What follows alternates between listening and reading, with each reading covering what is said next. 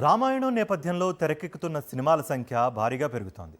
రాముడిగా నటించేందుకు స్టార్స్ ఒక్కొక్కరిగా సిద్ధమైపోతున్నారు. అయితే రాముడు ఎక్కడో హనుమంతుడు కూడా అక్కడే. మరి హనుమాన్ రోల్ ఎవరు చేస్తున్నారు అంటే అందుకోసం స్టారాతి స్టార్లు రంగంలోకి దిగిపోతున్నారు. ఒకవైపు రణబీర్ నటించే రామాయణం, మరోవైపు మహేష్ బాబు నటించే వారణాసి చిత్రం, ఇంకోవైపు రిషబ్ శెట్టి నటించాల్సిన జై హనుమాన్ మూవీ. వీటన్నిటిలోనూ హనుమాన్ పాత్రకు చాలా ప్రాధాన్యత ఉంది. అందుకే ఈ పాత్రను పోషించే స్టార్స్ ఎవరు అనేది ఆడియన్స్ లోనూ హనుమాన్ భక్తుల్లోనూ చాలా ఆసక్తి ఉంది.